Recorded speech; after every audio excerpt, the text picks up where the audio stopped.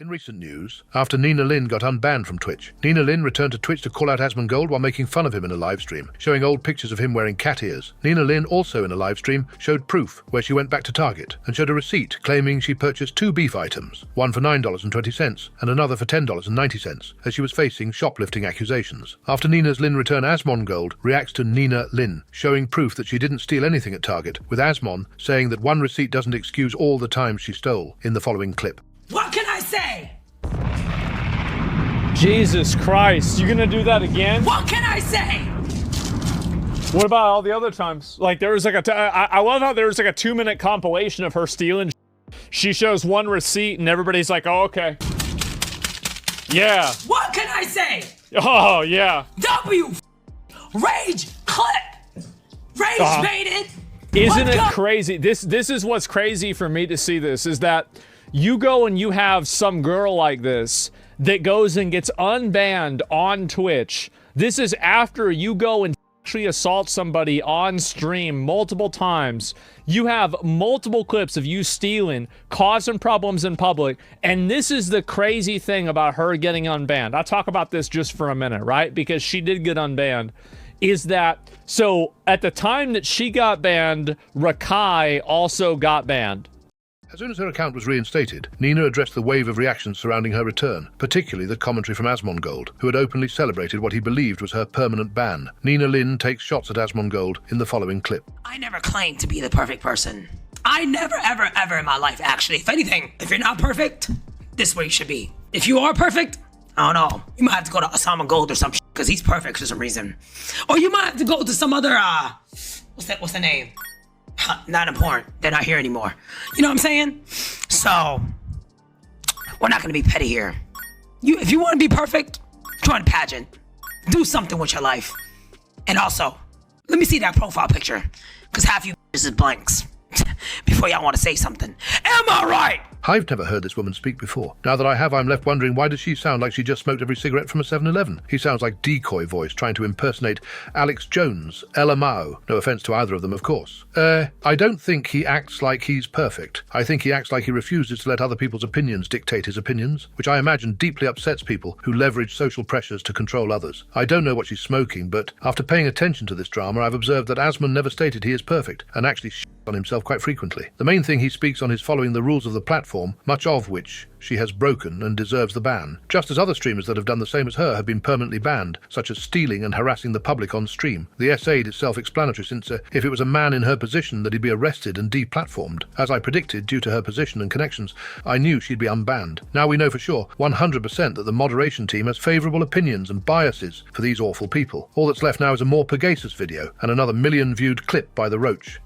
Asmongold calls out Twitch after Rakai's ban was extended, while Nina Lin got unbanned. It's the fact that it happens and it's biased, right? It's a double standard where some people get punished, like Rakai gets punished, but then Nina doesn't at all. Nina gets unbanned before Rakai. They get banned at the same time. How does that happen?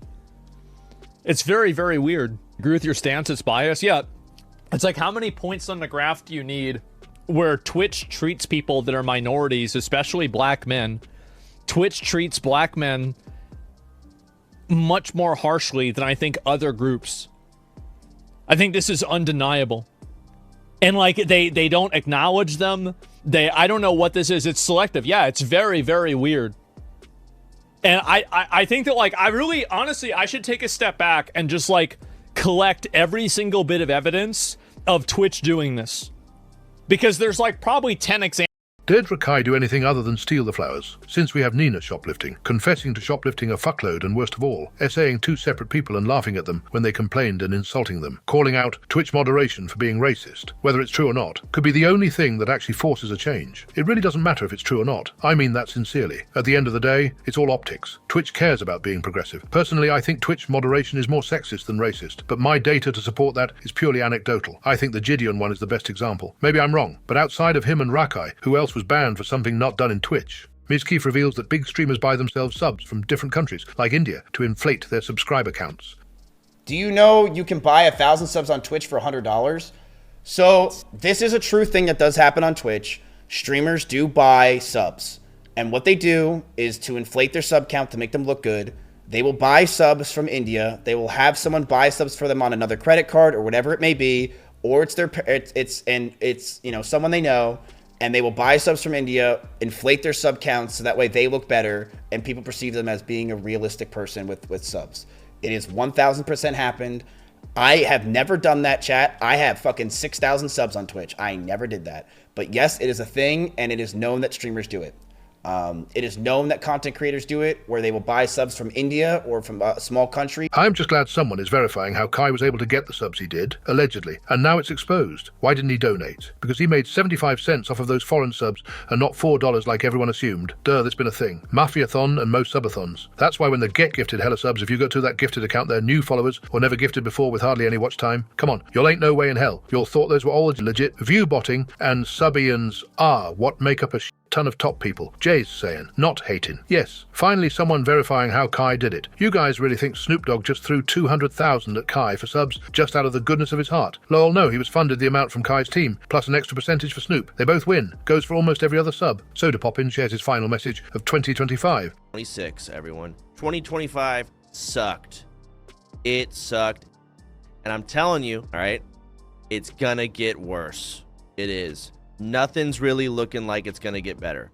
2025 was the year of the beginning of the downfall. We got people running people over with cars. We got stealing from stores. Everyone's streaming nowadays. Everyone's got a phone. Everyone's got the app. They're just hitting the button and they're just doing it. And you know what? The human race, they're all pieces of shit. They all fucking suck. So I'm looking forward to it. I hope the whole industry burns down. I'll see you all in 2026. So GG's. Peace out, everyone. Have a good night. Thank y'all for... I mean, he's not wrong. More heinous shit is going to happen, and given that there's a lack of accountability and zero tolerance on bad actors, it's only going to empower them and make things escalate further. Almost every reply to this comes off as if they think Soda is personally attacking them. It's not an unreasonable perspective. Society is heading in a horrendous direction. Life is overwhelmingly shitty for a lot of people. I feel the same way as him, just about different things. The stock guy reverses course on new Twitch sponsorships feature. They actually screw you over on how much money you get if you have like a lot of viewers, but if you don't capture the max, you still get a decent payout. Like, look at this. Like, it says, I don't know what any of this stuff means, but as part of it, you agree to select an appropriate overlay position in campaign asset. I don't know what I'm just talking to use as an example. 1 hour, you get $2.90 per 10 completed views. So if you had 1,000 viewers for an hour and you have, so that's 100 times, that's, wait, never mind, that sucks. That's only $300. Man, this is even worse than I thought. Man, this shit. I thought it was per 1 viewer. I was mistaken. It's not $290 for 1,000 viewers during the whole sponsored hour. He seems to understand it as $2.9 per 10 CCV, but it's $2.9 per 10 completed views, which they qualify as user watching for 2 minutes or longer after filtering out bots, etc. Usually a streamer who average 1K CCV will have much more unique views than just 1,000 per hour. For example, if he AVG 1K CCV during that hour, and that the viewers of his channel have an average watch time of 30-ish minutes each, he'd get about $580 and not $290. The rates are still fairly low compared to custom sponsorships that pay $1/3 per CCV per hour, but not in the way he read it. AI gets caught being a tier 3 Hassan viewer. Hypothetical torture is actually pretty fun to come up with. How about a whole house constructed out of those electric dog collars, zapping you as you step around inside it? Rest in peace!